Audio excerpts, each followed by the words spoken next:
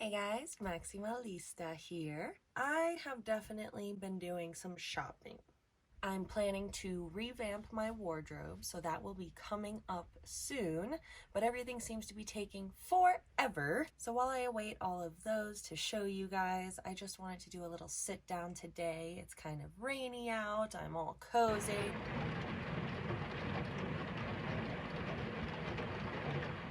I've got this funny bang going on that ended up being a little more red than I expected. All right, look, it's not that I love this bang piece or that I think it looks amazing, but I did get it, so please deal with it. It's really not that bad, okay? It's not that bad. Okay? The color looks great on me. Okay?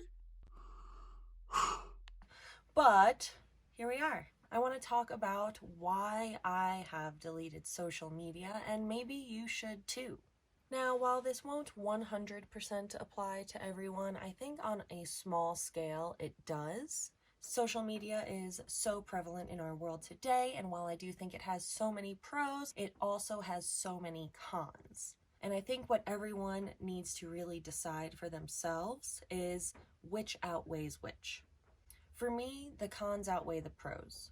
In the end, social media is not healthy for me. So let's go through some of the reasons why I personally have decided against social media for myself, and I feel so much better for it. I think this and a lot of the other points are going to be something you've thought about. It's something we're all aware of to a degree, but I don't think we necessarily consider the option of not being on social media. So first and foremost, comparison, self-esteem. I think this is probably what most people struggle with. It is the bombardment of seeming perfection, unrealistic standards, and idealizations.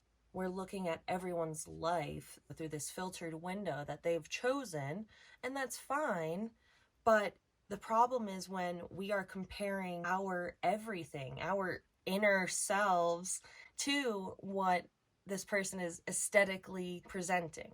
It's those loops that I would get caught in of just in a way like admiring, but bringing myself down with the admiration of others. So just these holes of looking through pictures, stalking people's profiles. Not in a creepy way. But like we all do. You see someone, you go through a bunch of their pictures, and I was feeling bad. I mean, I feel like I'm not enough. I felt like I'm boring, and I could never be pretty enough, or funny enough, smart enough, successful enough. This young generation, and I'm like aging myself here. I'm not that old, I'm in my 20s. And seeing people's success and feeling like I should have done something for myself, I could have done that for myself, I wasted time, etc. It's just a dark hole of comparison, and the deeper you go, the lower your self-esteem kind of goes, and it's not cool.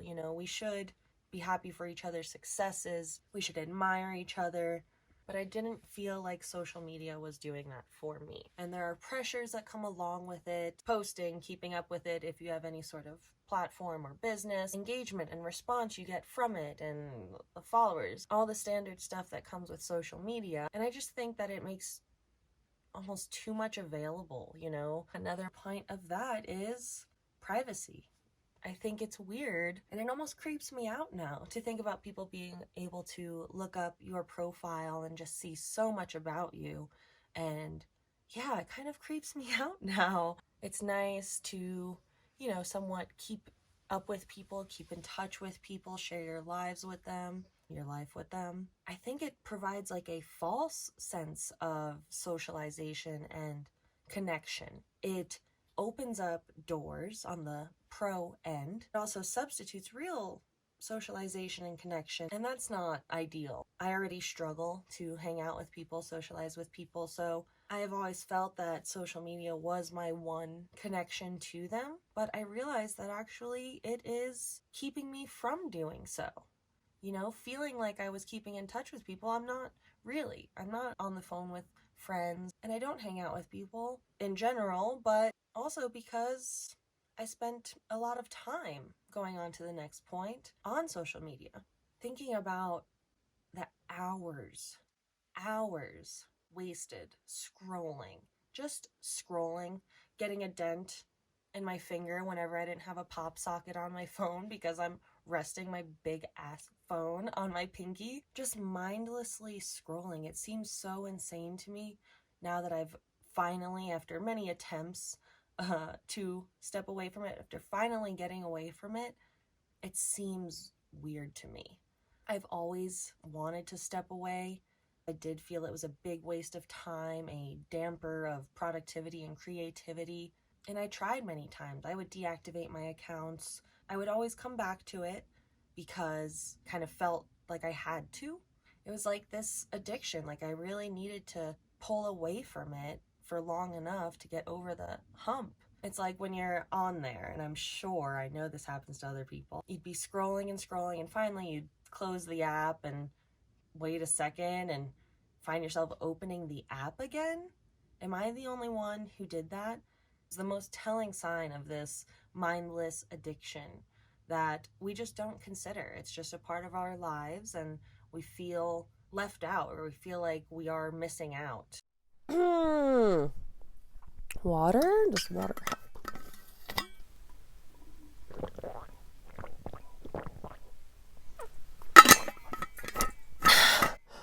water? La la la. I feel like most of my off time was spent scrolling with maybe Netflix, something on in the background, and always doing stuff like around my house. But the down time, I'd stopped spending creatively. And not only that, my creativity was dampened because what am I filling my mind with? Certainly nothing inspiring. Yes, people, their success, what they do, that's inspiring. I tried so hard to filter my social media consumption by controlling who I followed, who maybe I muted, because I didn't want to unfollow, but I wanted to try to make my feed inspiring, creative, try to take in the good side of social media. But in the end, it just wasn't doing it. And having it there as an option made it near, if not impossible, to not go on there, to not spend time, waste time on there. More and more, I'm utilizing my time. I'm consciously dedicating my time to my art, to being outside in nature, building my future to set myself up with passive revenue streams, monetizing my hobbies. I had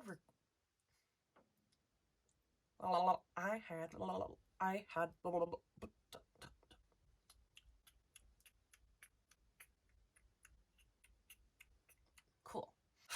I had requests for commissioned artwork. People saw my art and wanted to pay me to do art for them. And I put it off for a while for a few reasons, but also just that I wasn't feeling creative. And in my downtime, again, I was scrolling, feeling bad about myself, not bettering myself, no longer reading books. Examine how you're spending your time. Is social media stopping you? Is it helping you? You don't have to put your whole life out there. It's weird to me now. What happened to our private lives? And I want you to decide what is best for you.